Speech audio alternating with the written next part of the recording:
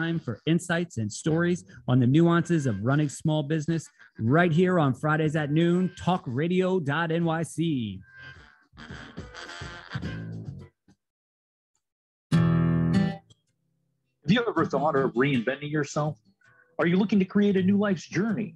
Hi, I'm Kevin Barbaro, host of Coffee Talk XL every Tuesday night, 8 p.m. Eastern on talkradio.nyc. Tune in live to hear me and my guests from a variety of different backgrounds. As a former college coach and a current full-time actor and owner of multiple companies, my show is as eclectic as my life. That's Coffee Talk XL every Tuesday night, 8 p.m. on talkradio.nyc. Do you feel uninformed about menopause and how it impacts on your life? Hi, I'm Pat Duckworth, women's health strategist and host of the Hot Women Rock radio show, empowering women leaders at menopause. Join me every Thursday at 10 a.m. Eastern Time, 3 p.m. UK time on talkradio.nyc for interviews with inspirational women who will share their top tips to rock your world. In a post-COVID world, you may have many unanswered questions regarding your health. Are you looking to live a healthier lifestyle? Do you have a desire to learn more about mental health and enhance your quality of life? Or do you just want to participate in self-understanding and awareness? I'm Frank R. Harrison, host of Frank About Health, and each Thursday, I will tackle these questions and work to enlighten you. Tune in every Thursday at 5 p.m. on talkradio.nyc, and I will be Frank About Health to advocate for all of us. Howdy, I am Joseph Franklin McElroy, host of the new podcast, Gateway to the Smokies. It airs on talkradio.nyc every Tuesday night from 6 p.m. to 7. Every episode is dedicated to memorable experiences in the Great Smoky Mountains National Park and surrounding areas. This show features experts and locals who expound upon the richness of culture, history, and adventure that awaits you in the Smokies. Tune in every Tuesday from 6 p.m. to 7 on talkradio.nyc. You're listening to Talk Radio NYC. Uplift, educate, empower.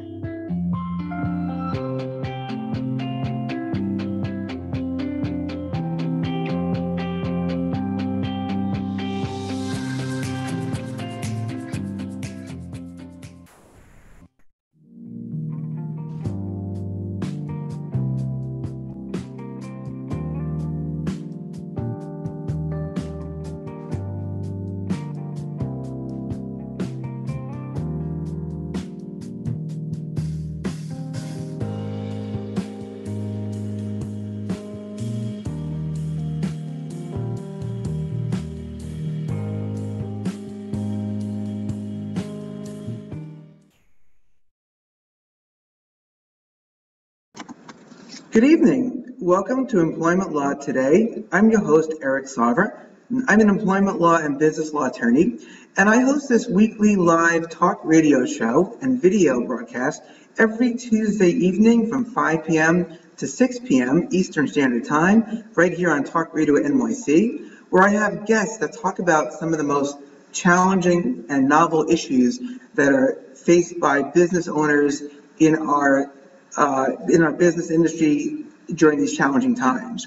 I have guests to talk about matters of finance, of employee morale, of logistics, and basically across the board topics that I think small and mid-sized businesses can relate to.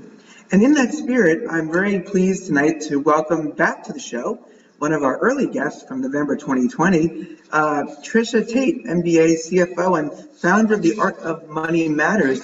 Tricia, welcome back to the show. Hi, thank you for having me back. I can't believe November 2020. I know, right? Over a year? Yep, it was I think November 3rd, I think, in 2020, according to my notes and what I saw when I was talking to you last time. But it's a crazy how fast time flies by. So good to have you back, though. And a lot's changed since then, but some things have stayed the same. And I think on that note, why don't I share with our audience a little bit about what our topic is, before giving you a little more of a proper introduction. So our topic, again, is financial factors for your business, budgeting and planning during COVID-19. And what we're talking about really is, with the ongoing COVID-19 pandemic, the landscape for running a business is consistently changing. It's changed when Trish was on this show last time in November of last year. It's changed to where we are today.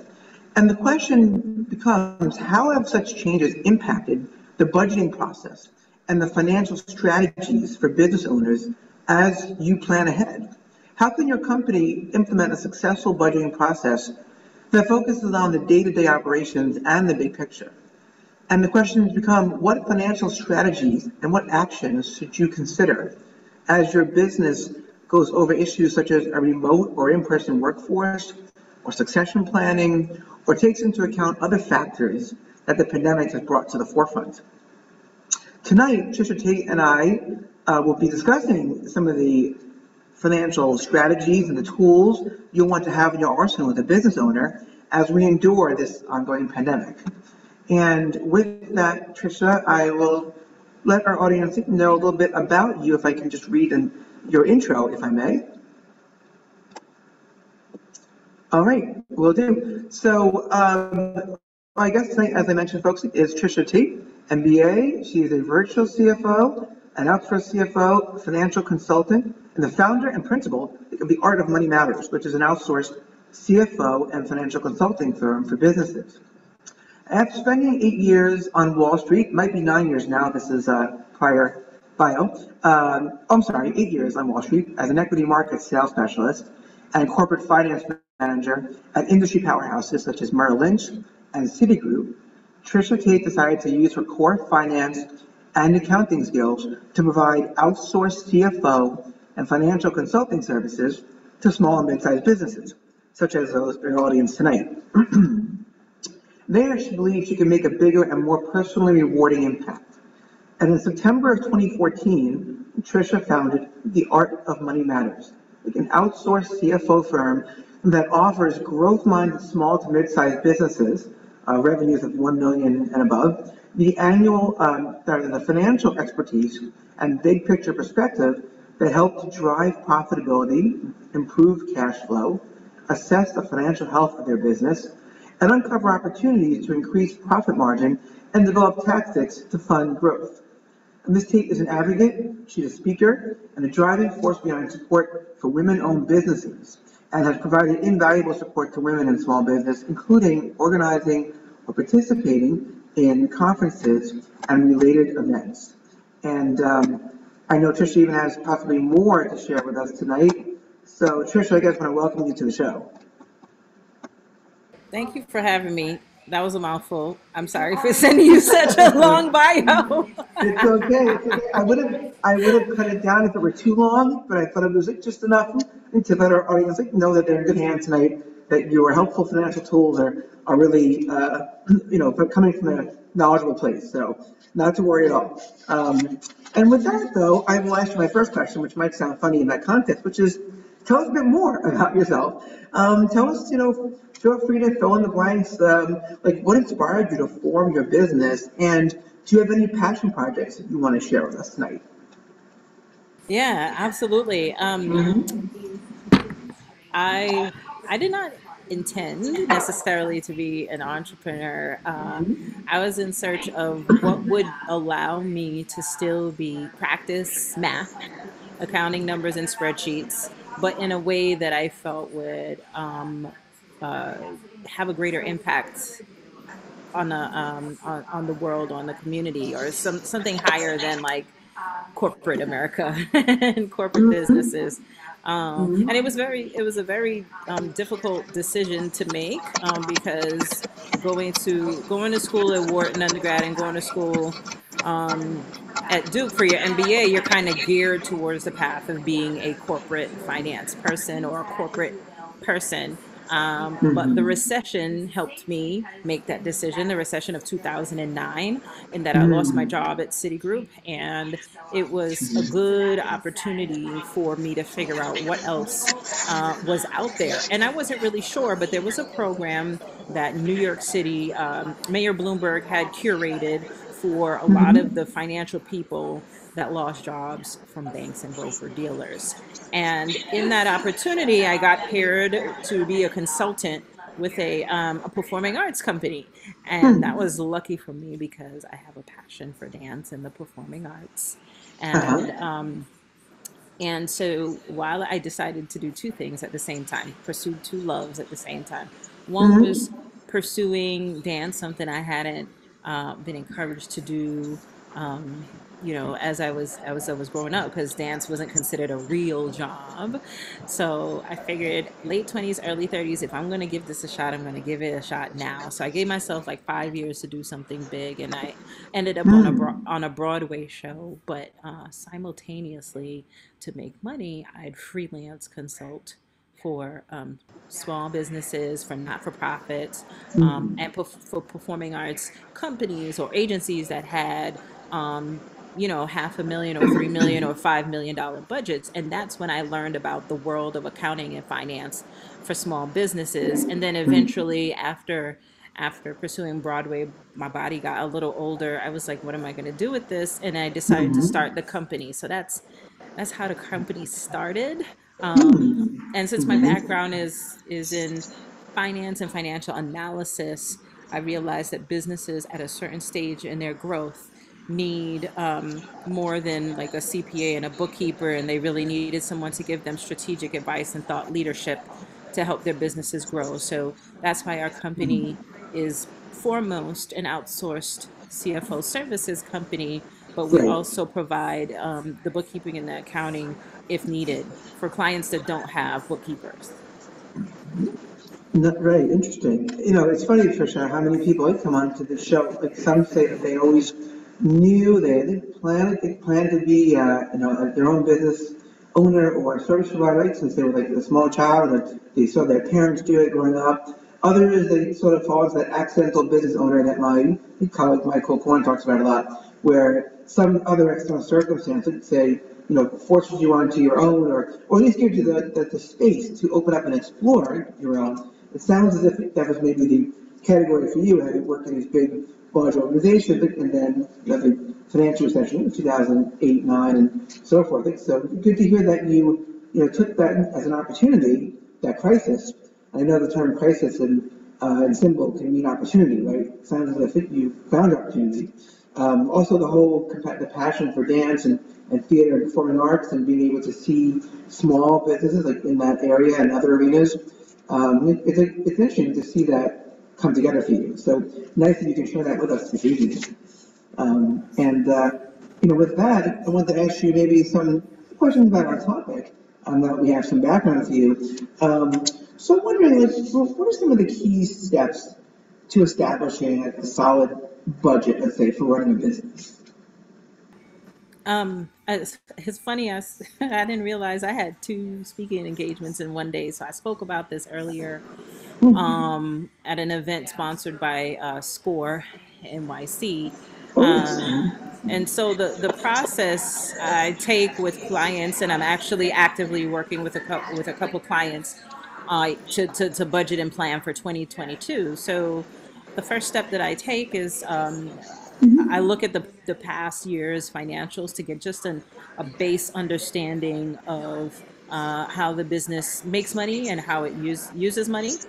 And then also to start with a baseline of financials, at least from the P&L. So you start a budget with just looking at the P&L. What is the revenue you expect, and what are the expenses that you expect? And then you start to add other cash flow lines or ways that you expect to spend money. So I use that as the basis. The second step is to sit with the business owner and the leadership team and maybe a couple of departmental heads to figure out what is the plan for the next 12, 18 months, 2 years. What is the plan? And then really dig into like how you're going to get to whatever your goal is, from soup to nuts, like from the moment that the client, especially if you're going to grow, meaning add a new service, expand a product line, open a new location, like walk through from soup to nuts exactly how you're going to execute that growth plan or idea. And then when you walk through those things, then I can help the business owner formulate sort of like what costs what costs are going to be impacted, and how to map that out from a timing standpoint. And then we overlay that with revenue, with looking at revenue. I know it's hard for people to forecast revenue going forward, but that's when we dive into the both parts of the equation, which is price and quantity. And we talk about like, where do you expect clients to come from? What channels? How many of these projects? How many of this kind of product if you're a product-based company? So I try to, the questions that I ask help motivate the thinking. And then as a CFO, as a financial person, as long as you have good assumptions, reasonable assumptions, you could make a budget that makes sense. And then if there's a shortfall between the revenue forecasted and the expense forecasted, then you try to figure out what funding opportunities are available to fund that shortfall. But if you're planning, at least 12 months to 18 months in advance, then you have time to look for funders and the right funding. So those are like the 4 to 5 steps that we take. Interesting. What strikes me in that sort of that planning of those action steps that you shared, Tricia, is that I think the first step, right, is to get as much information, sort of looking at, you mentioned the underlying baseline, the P&L, and right, past year's financials. And I guess before you can make a plan of where you want to go, you have to know what you're working with and where you've been, right, and how much you have. Otherwise, it's sort of like a vision. What's that expression? I think a vision without a plan is a hallucination or something to that effect. Like, you're not really like having an accurate forecast of what you can do. So interesting that you mentioned that as the first step, and then you mentioned having that funding shortfall sort of plans. Okay, what if let's say the revenue is not as high as you thought, and the expenses are what they are, or even higher? How do you make up that shortfall? Which I imagine a lot of companies who did 12 and 18 month plans, let's say, and they did in 2019, had to do some big shifting, when COVID-19 came around. So I think interesting that you can use certain assumptions, but then still have sort of a contingency backup plan if, let's say, like a pandemic hits or an economic recession, that there are ways to make up that funding shortfall, that revenue shortfall, rather. Yeah, you essentially got it. I mean, you have that, the projections are a numerical representation of your plan. So you need to have a plan, and sometimes I have to force the business owner to tease through the plan to get to the numbers. But yeah. Interesting. Well, we have our first commercial break, if you can believe it. Time flies when you're having fun, right? Time goes quickly. I'll just let our audience know you're watching or listening to Employment Law Today. I'm your host, Eric Sauver, employment law, business law attorney. My guest tonight, Tricia Taitt, MBA and outsourced CFO. Stick around. We'll talk more about keys to establishing a solid budget, and we'll talk about succession planning and Tricia's new book. So stay tuned. We'll be right back. Are you a business owner? Do you want to be a business owner? Do you work with business owners? Hi, I'm Stephen Fry, your small and medium-sized business or SMB guy, and I'm the host of the new show, Always Friday. While I love to have fun on my show, we take those Friday feelings of freedom and clarity to discuss popular topics on the minds of SMBs today. Please join me and my various special guests on Friday at 11 a.m. on talkradio.nyc. Are you a conscious co-creator? Are you on a quest to raise your vibration and your consciousness? I'm Sam Leibowitz, your conscious consultant. And on my show, The Conscious Consultant Hour, Awakening Humanity, we will touch upon all these topics and more. Listen live at our new time on Thursdays at 12 noon Eastern Time. That's The Conscious Consultant Hour, Awakening Humanity, Thursdays, 12 noon on talkradio.nyc.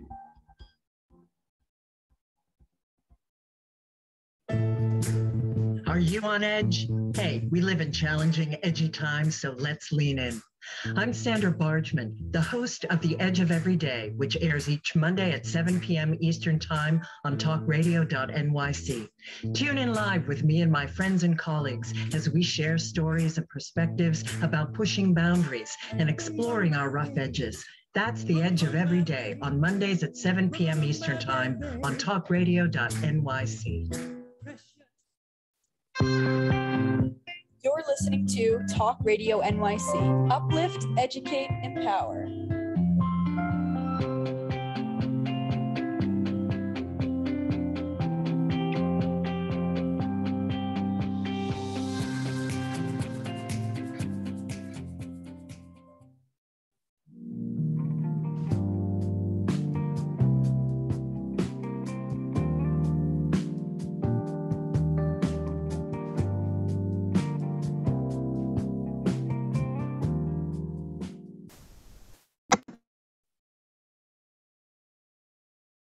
There we go. Okay, welcome back to Employment Law Today. I knew I was stuck there for a second.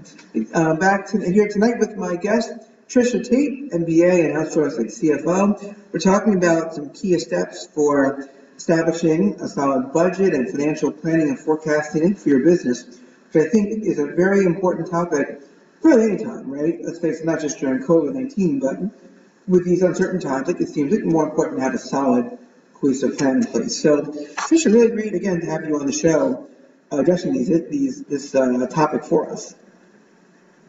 Thank you very much for having me. A pleasure, yes. And so, it's interesting again hearing some of your earlier points. I'm going through my notes here I was taking while you were speaking. The idea that, like, say, you look at your price and quantity of your services, and you kind of take a look and see how much you might expect to sell, say, of a certain product, or perhaps a certain service. So imagine you look at like your past clients and how much they contribute. I guess I wonder, like, let's say you're adjusting your budget, right? Let's say you're making decisions around, like, should you be a remote versus an in-person workforce, or how do you, let's say you want to look at succession planning, and these factors that the pandemic has made really at the forefront of people's minds. So I'm wondering, like, what adjustments to a business budget should a business owner consider in those circumstances? If they're factoring in the decision to go full remote, or split it accordingly or decide accordingly, there's a lot of different things there's a lot of different things to consider and factor in. The first thing I would say is make sure you hire a financial consultant, an outsourced CFO that can do this sort of scenario analysis for you, so that you can see which is the most profitable proposition. The second thing I would say is have a conversation with your employees first to see what they want, because some of them might opt in to working from home. I know a lot of people love the flexibility of that and are willing, maybe not to take a pay cut, but willing to work longer days or longer hours, or be more committed and loyal. It may even help your culture in a way. So have a conversation with the employees first, because that might also help you figure out what you need to do and which employees to factor into your ongoing costs. Now, I've read a lot of articles where they're looking at the cost benefit to small business owners from having a remote workforce, including the fact that you might get more squeeze out of your employees because they'll work extra hours.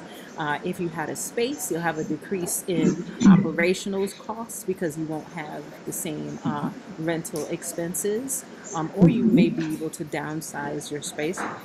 And then some places are talking about, just the cost of employee retention. A lot of people lost employees or had to let go of employees, and now they're trying to rehire. It's really hard to find good talent at an economical price, because I don't know, everybody got the memo to ask for six figures. I don't know why. But there's a cost factor to hiring besides just the salary. Like, you got to train them, you have to, make sure they're familiar with the ins and outs of your business, and all of that is a cost. That time is a cost. So there's a cost benefit and a cost savings sometimes to having a remote workforce. But what I am realizing in working with some clients that are full remote, is there are some additional costs that you don't think about.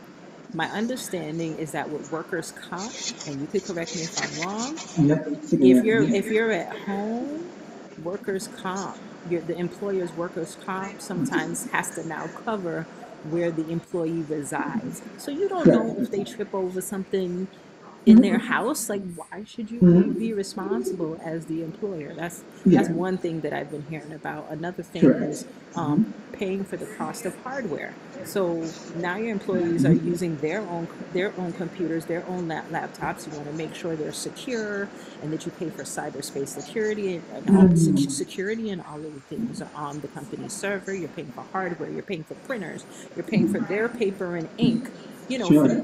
for people in disparate locations. So you might, you know, you really want to do scenario analysis to figure out like what is really the cost benefit for all of these things. And then Yeah. I know this was the case for a lot of old school firms. Let me just say it like that. Sure, sure. Old school firms that felt like you had to meet people in person.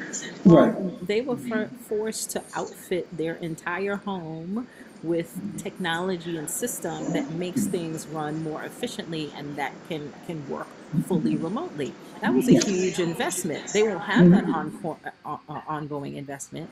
But if you're transitioning to 100% remote workforce, you have to consider that upfront investment. It's like an upfront startup cost.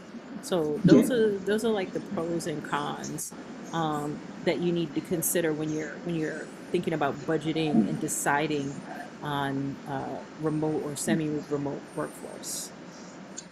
You know, it's interesting, Tricia. This is a topic I really think about a lot because, so, you know, I practice employment law and business law, and a lot of my clients, like, you know, are going through this issue right now. They're looking to me more from the legal perspective, like, hey, we want to go all remote. You know, what can we do? Whom do we have to pay based on, say, their unemployment insurance, like from which state? The workers' comp is a perfect example. Like, you're right. If an employee is required to work from their home and they get injured, maybe tripping over that new equipment that you have them install, an extra router, different wires to their printer and such. Like if they fall and break their shoulder, you can be liable, and there can be policies at stake that are more expensive because it's in the home, and different people's homes, it can be more expensive than having, say, one policy covering the office, you know, on 26th Street and 3rd Avenue. So absolutely correct. I get questions about the legal part, like what's, you know, say, independent contractor, who's an employee. But, you know, what you're talking about is very important with these costs, because I think, like, a lot of people, when they think about cost and keeping track, the more obvious ones jump out at them. So they think, okay, well, we had 10 employees in an office. This is what the rent was for all the employees. This is what it costs. They have the lights on and the air conditioning running. And now they're home, no rent costs.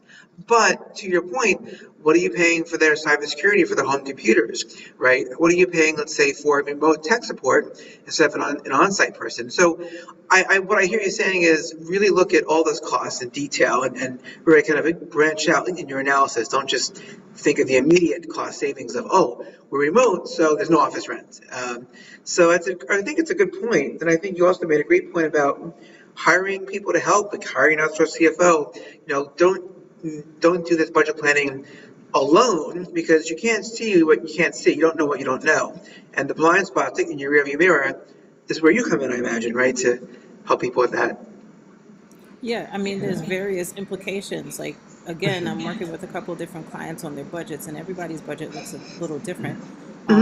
The clients that I'm working on now is their first time implementing it. One is creating a budget for board reporting purposes, and theirs needs to be shown quarterly, which isn't as complicated to estimate as a monthly budget. And by the way, two things I would well, let me finish that thought first. Sure. So the more complicated budget requires me speaking to department head, the CEO and COO. It requires me speaking to the marketing person to figure out what their line item is. It requires me speaking to the IT services person to figure out what the ongoing costs and the investments for hardware and software are going to be.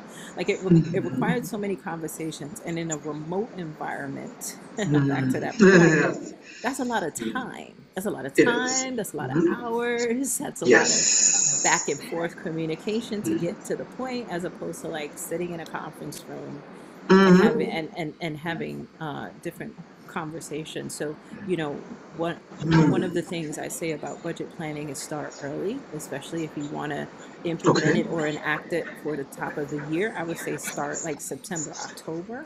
If you want to plan for the year, that's the first thing. Second thing I would say is budgeting for 12 months. I think it's best to think about it from a cash perspective.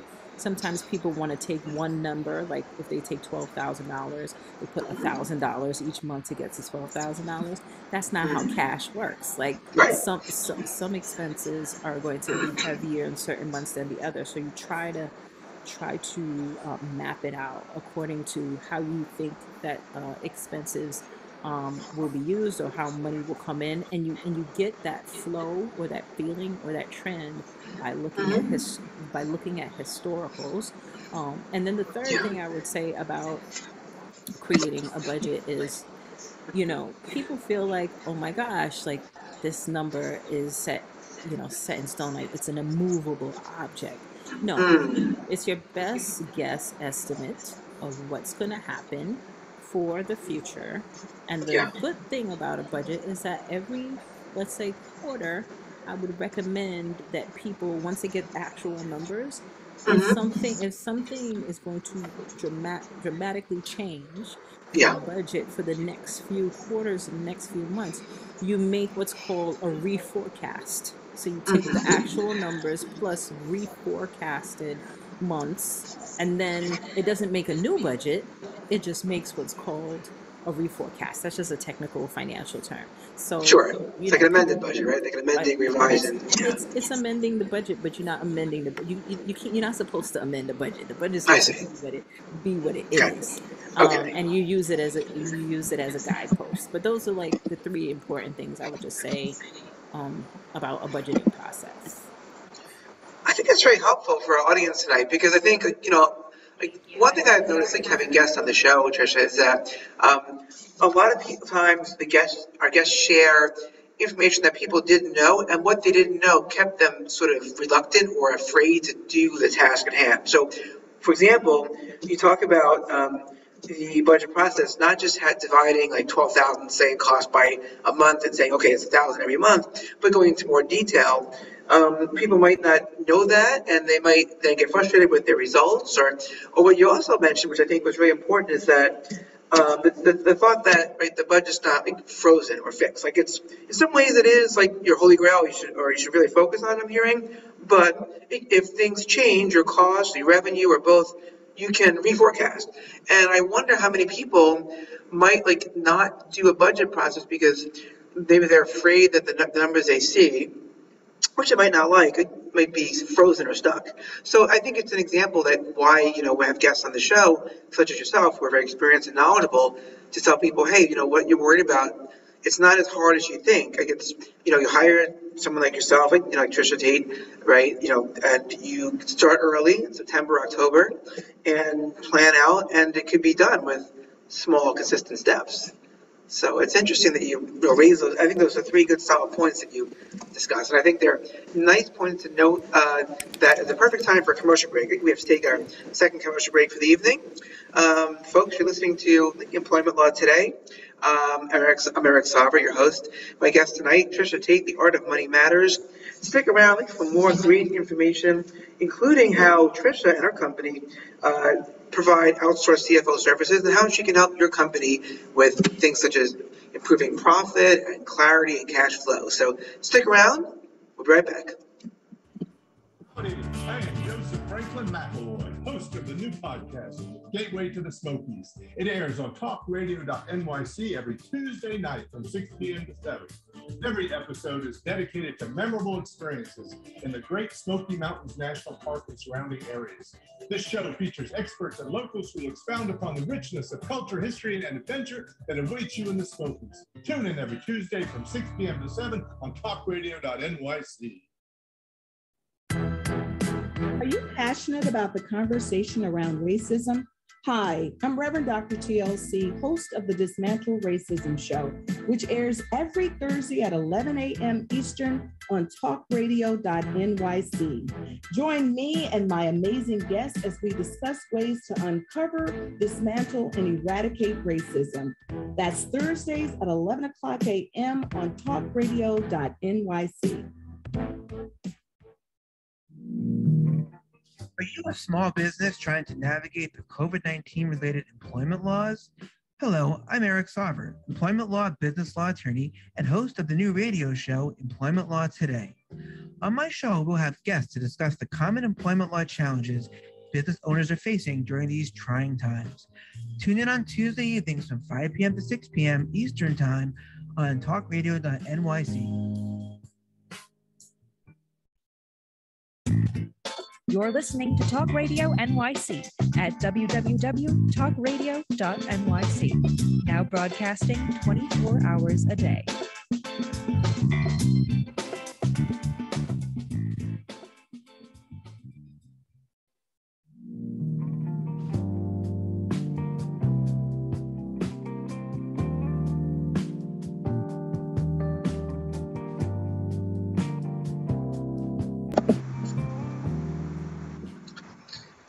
Welcome back to Employment Law Today. I'm your host, Eric Saubert, employment law and business law attorney, and here tonight with my guest, outsourced fractional CFO and business consultant, Tricia Taitt from The Art of Money Matters. Tricia, great to have you on the show. Thank you for having me, Eric. My pleasure, my pleasure. Yep, absolutely. A lot of your discussions that we've done a couple of co-presenting on the webinar, I think, before, and it's just good to have this, I think, important conversation. Which, it's funny, I was thinking about the last question, which was like, what adjustments to budgeting, or budget planning, a business owner would consider, for example, like factoring in remote, workforce. So I'm wondering, how about, let's say, a topic that's very popular these days, which is succession planning. A business owner looking out towards the future, who's going to succeed them.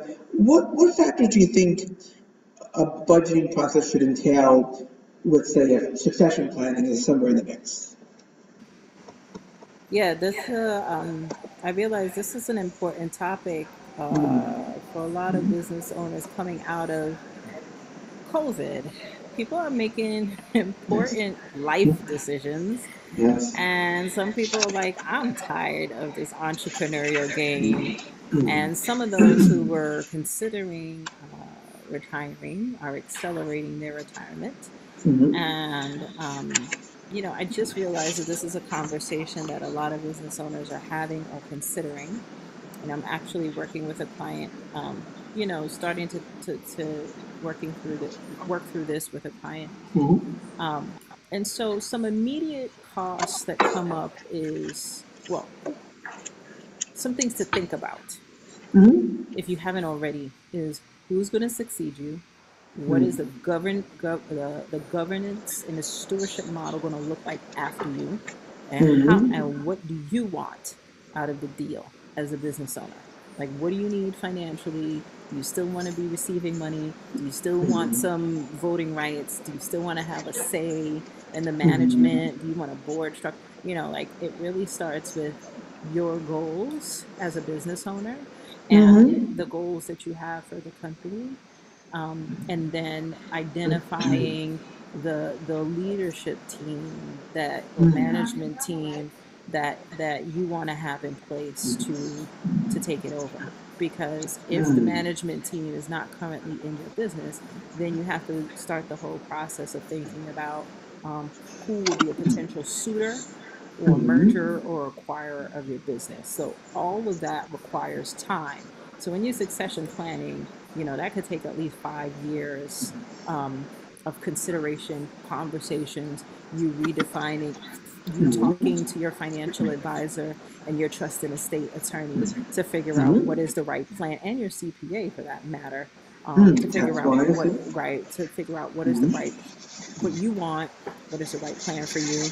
And then you start looking for the specialists that are going to help you get there. So I know for sure the trust and estate succession planning specialist that can give you an idea of what is the right governance or stewardship model. No matter what the governance or stewardship model, you're going to need a valuation done. So you're going to need a valuation specialist. So there's that cost. And then, and you might need a business broker if you're looking for somebody to merge or acquire your business or sell it to, right? So those are additional, those are just professional fees that you're thinking about. And then you get into the nitty gritty of now, how do you need to clean up the operations of the business so it's attractive to whoever's going to take it over? And if your sales team looks a mess, if your customer experience looks a mess, if you need to beef up your financial operations. So, during the time when you're trying to figure out, find the right suitor and figure out what's the right model for going forward, it's important to look at, maybe have an operations or a strategist kind of person help you identify the things that need fixing in the business, and then find the professionals to help make that happen. Yeah, So it's a lot of. Now that I talk about it, that is quite a blog about it, man. That's a lot of steps. That's for sure. In fact, I don't mean to add any stuff. I think another great step is to talk to your business law attorney about the buy-sell arrangements that might be in place, and let's making sure that any partnerships that might happen have an agreement, and also your employment law attorney to make sure. It's not a shameless plug, I promise, but I think it's part of the conversation. I've seen with business succession planning is, do you have any potential employment law issues that might blow up or are built up? Are your workers correctly classified? Are you paying everyone properly? Because if you don't do that, and then say you hit with a large lawsuit or fines and penalties from the Department of Labor, it could affect the attractiveness of your business or the value. So if you have, say, liabilities, judgments due for, so it's just something to look at as well. But no, I'm here two parts of that, right? I'm here getting the team in place, like looking towards the future, what's to happen in 3, 4, 5 years from now. And you made a good point, I think, about focusing on your business now. And so, what are your numbers appear to be right now? What are your costs? Do you have clarity around, say, like your budget? Like your process, and just how is the business like in good shape financially and otherwise, so that when you do go to sell it or have someone succeed you, whether you are a straight up sale, whether you stay on as a consultant or as a board member, you can know that you might get the maximum value for your business. I suppose it must be an increasing topic, I imagine, for you with the pandemic. As you mentioned, people are reassessing their retirement to go earlier. Others might have other, they're getting maybe tired of sort of the grind. But just wondering what, if that's an accurate description of what you're saying. Yeah, that's exactly it.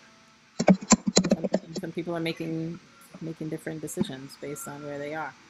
I mean, 2020 has forced people to do that. I mean, it's forced me to have my business more authentically reflect all of who I am as a numbers person and as also a professional dancer. So, you make adjustments to suit. But I said all of that to say, when you're budgeting or planning or forecasting, whatever it is, and your succession planning, there are additional costs to that. So it's important to have a couple of professionals around to vet that out with you. Right. Yes, that's actually a good point. Yeah, that you made, and it's good to remind people of that as well. Yeah. It kind of brings you to the question about you and your company.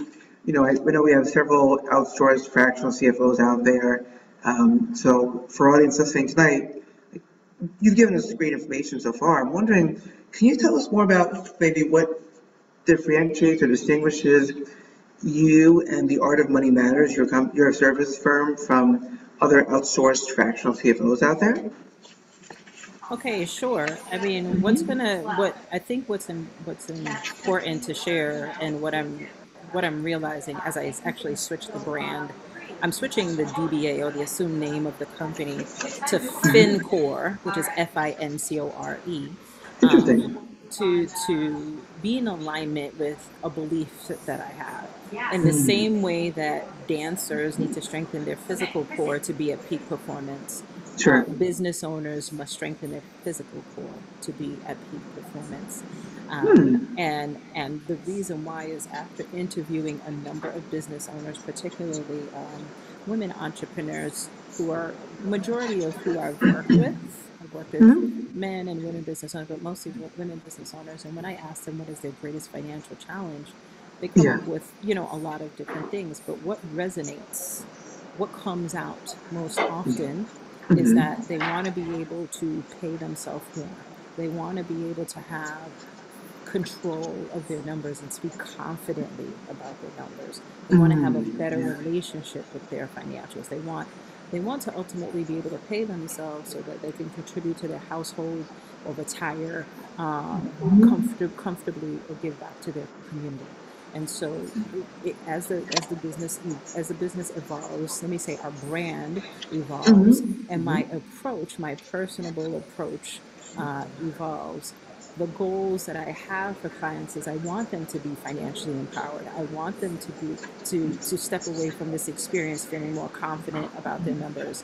I want them to be able to pay themselves what they deserve so that they can choreograph the lives that they want. So I think the differentiator is not not just what we do, but the approach, like this kind of intimate conversation. And I give my clients tough love. I know they're CEOs and they're accustomed to running their business 10, 20, 37 years, but they came to me for a reason. They came to me for answers. So I want to make sure that I give them those answers. I give them tough love, but I also ultimately help them reach those goals that they've communicated back to me.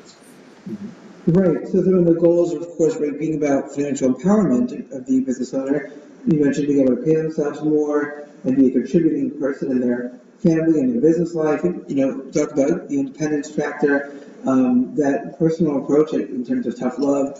I feel like in order to give tough love, you have to have some level of support, connection, and personal relation for the person on the other end to receive it well, right? Otherwise, it's just sort of being tough, So interesting to hear that, and the whole kind of FinCore rebranding. I wasn't aware of that you were actually going through that. It's interesting, to have that. I guess I gave you a little sneak peek before everybody else, but there will be a new website and all of those things. But for now, if people want to, connect with me and reach out to us, is artofmoneymatters.com. On Instagram, it's the same thing, Art of Money Matters, and you have my name, but everything will transition from there next year. Interesting, yeah. A question for you, but I think I'll hold it till after the commercial break. I'll take it a minute early instead of leaving 1 minute to answer a question here. So I'll just say, folks, those of you listening tonight or watching tonight, this is Employment Law Today here on talkradio.nyc. I'm your host, Eric Sauver, employment law attorney, and my guest tonight is Ms. Tricia Taitt of The Art of Money Matters, soon to be FinCore, and outsourced CFO services. When we come back, we'll talk about some of Tricia's additional differentiating factors and some final thoughts on this process, and we'll wrap things up. So stay tuned, more good stuff to come. We'll be right back. Join us every Tuesday at 4 p.m. Eastern for the Mind Behind Leadership, where we focus on what leadership really means to us and to others. We have practical discussions with the CEOs of some of the world's largest companies, owners of small businesses, and experts in psychology and behavior to get that inside track, what to do, what to avoid, and what really happens. Join me, Graham Dobbin, at the new time, 4 p.m. every Tuesday for the Mind Behind Leadership, here live on talkradio.nyc. Hey everybody, it's Tommy D, the nonprofit sector connector, coming at you from my attic. Each week here on talkradio.nyc, I host a program, Philanthropy in Focus. Nonprofits impact us each and every day, and it's my focus to help them amplify their message and tell their story. Listen each week at 10 a.m. Eastern Standard Time until 11 a.m. Eastern Standard Time, right here on talkradio.nyc.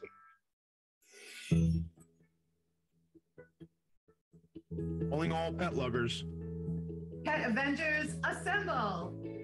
On the Professionals and Animal Lovers show, we believe the bond between animal lovers is incredibly strong. It mirrors that bond between pets and their owners.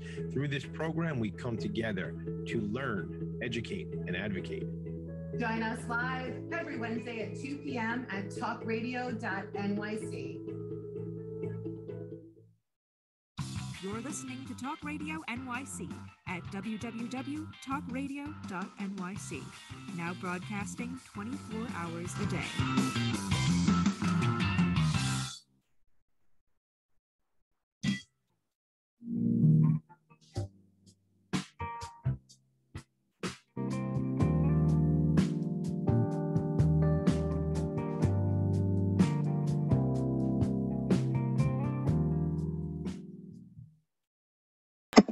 Welcome back to Employment Law Today. I'm your host, Eric Sauver, employment law and business law attorney, here tonight with my guest, Tricia Taitt from The Art of Money Matters, soon to be FinCore, got that correct? And Tricia, I know you talked about the company name changing and I think other things that you have going on. I understand that you wrote a book recently, and I'm curious to hear about that. If you can tell us the name of the book, what the theme is. It looks like an interesting premise, so I wanted to know if you can share with us about that tonight. Yeah, absolutely. Mhm. So I'm still in the process of writing the book. It is a more in-depth and detailed and involved process than I could have ever imagined. Mhm. I have for years, I think since 2006, wanted to write a book. At first it was like a children's book, and then another time it had something to do with Hurricane Sandy, which we lived through here in New York. Yep. And I would collect little snippets of write-ups. I eventually knew I wanted to write something, a financial something. And I was Correct. like, who the heck am I to write a book? Like, that's for Mhm. celebrities and people who studied English and creative writing. And then a good business colleague and former business consultant was like, Tricia, I'm doing this program with this writer community. It's connected to a publishing company. You should just pay this money and go through this process. So me doing too much, but always having this goal in the back of my head, I started the process in April, May of this year of creating and formulating the book into what it currently is. The name of it is Dancing with Numbers. And the thought process was, again, thinking about clients, thinking about business owners who want to have a better relationship with their numbers, who want to be financially, they've been in the entrepreneurial journey for a while. And I feel like they can have more excitement and have a more harmonious relationship with their numbers, but there are things blocking them. And so I walk people through, I use the metaphor of dancing. Like Yeah. when you hear your song on the radio and that feeling that comes in, that joy, I want people to have that feeling. But I know when people get on the dance floor, there's a little bit of trepidation. You're afraid of who's looking at you. You might trip on your feet. Right. And then there's a moment where you kind of get into the flow and you're open to listening to dance instructors, or you have dance partners. I call them financial dance partners, but like your Sure. CPA, your outsourced CFO. So I Yeah. leverage the metaphor of dance to Yes. walk people through the 6 steps to dance with their numbers, strengthen their financial core, and then get to peak performance. So like that's the flow of the book. And there's some like financial money mindset stuff in there too, because a lot of the issues and struggles that business owners have with managing numbers actually stems from childhood. It had nothing to do with money. Some of it stems from just having the money Yeah. scripts, the money scripts and the money mindset from childhood that like they've maintained all the way Yes. into being an entrepreneur. And then entrepreneurship forces them to deal with those like bad Yes. money mindsets. So I talk about all of that in the book. And right now we're in pre-sale. We're generating money to bring it to the finish line of publishing. And so, you know, if people go on my Instagram at Art of Money Matters, they can pre-order with the link in the bio, and I love their support. Wonderful, Tricia. You know, I think it's a great metaphor, like dancing with the numbers and stuff. And as you mentioned, it's like you have different dance partners and dance floor. So you've got, you know, it's like you said, your CPA, your Astro CFO, such as yourself, your business law and public law attorney. It's like you get to, you know, move with each one. And it is a bit of a movement, right? There's a rhythm to it. There's a fluidity. You know, with dance, it's like if you're too rigid and stiff on the dance floor, you kind of have that, you know, move I've seen like some people do. It's like kind of like, you know, punching the air a little bit, moving back and forth. If you're too loose, it can kind of look a little like loopy. So, yeah, how do you get maybe that right relationship to your money, not too loose and not a death grip on your, you know. So I think there's a lot that you've done with that metaphor, and just also that to talk about like, the joy, you know. And at first there's some trepidation. I think many of us have experienced this, like you said, like, you know, at a party or wedding, maybe, you know, people are on the dance floor, like you go out there And you get a little nervous at first, and then if you you hear that song you really love, like, oh, I love this song, you start dancing to it. You're with your partner, maybe significant other, what the case may be, and you just kind of let go of those hindrances. And those, I think, arguably also can be, going back in time. I think if you ever watch toddlers dance,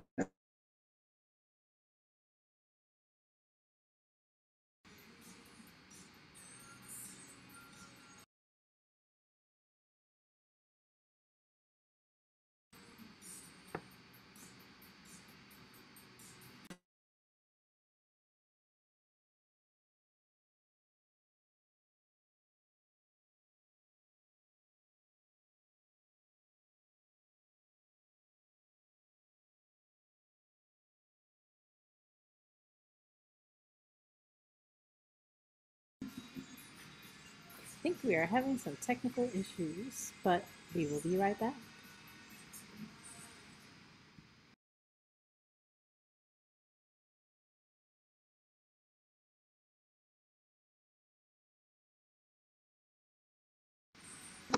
I'm sorry about that, Tricia. Sorry to my audience. That's the first time that happened once in February. I'm not sure the last thing you heard me say. I gave a great metaphor about dancing. Did any of it come out? Because I thought you were frozen. Oh my gosh, I realized that you were frozen and I took care of your audience. I said, we are having technical difficulties. Thank you, Tricia. I had such a great comments about metaphors. I talked about my son who's 2 years old. Watching a toddler. Oh, wow. Talk about your son that's 2 years old. Tell us. Yeah, I guess the recap, again, my apologies. Thank you for keeping our audience nearby. We have 3 minutes left. I'll quickly say that your metaphors are well placed for so many reasons. You have people on the dance floor you tango with. There's a movement, there's a fluidity and a rhythm to that. There's some trepidation that people have. When it comes to dancing, but once they find their groove, the song they love, they're out there. So that's what I was starting to say. I was so impressed with the metaphor that you made, and I thought I had some good comments, but I apologize. Those tech glitches happen rarely, but you let it go. That's what happens when you're you're live. That's what happens in performance. We roll. You roll with it. Yes. Well, listen, Tricia, we have 2 minutes left. I want to give you a minute to wrap up. Just any final things you want to share, and then I'll take us out, and I'll thank everyone But anything else you wanted to share for our audience tonight? Well, I just wanted to thank you, Eric, for having this wonderful platform. I just want to say to all the entrepreneurs out there, you are doing your damnedest and the best that you can. Allow yourself 2 weeks off or 2 weeks to take care of your administrative duties. Make sure that you do your own books and make sure you do your own budgeting. You work with an outsourced CFO to do the budgeting and planning. That's right. To stay in touch with me, I'm on LinkedIn at Tricia M as in Mary Tate, or Instagram at Art of Money Matters. And the website is artofmoneymatters.com. And when you go to the Instagram page, you can pre-order the book by following the link in the bio. So I appreciate the platform and happy holidays, Hanukkah, Kwanzaa, Three Kings, Merry Christmas, all of the things. Wonderful, Tricia. Usually I wrap up at the end. I thank people. I wish them all a good week and upcoming holiday season I've been doing lately, and you just said it all in a nutshell. So I'll just say you're listening to and watching Employment Law Today. I'm your host, Eric Sauber. I'm an employment law and business law attorney. As Tricia said, if you're out there listening, keep at it, keep going, and you can push through even tech problems when you're live. But everything's just keep consistency, I think, is the key step or the key guidance. So wishing you, Tricia Taitt, a wonderful holiday season as well. Thank you once again. Everyone, that's the Art of Money Matters and Dancing with Numbers. I'm your host, Eric Sauber. You can catch me Tuesdays at 5 p.m. live here on talkradio.nyc, their Facebook page, or their website, talkradio.nyc.com. Thank you so much. Have a wonderful night. Eric, you're an asset. Thank you. You as well.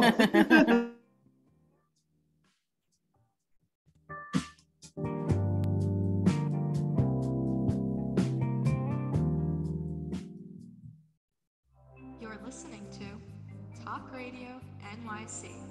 Uplift, educate, empower.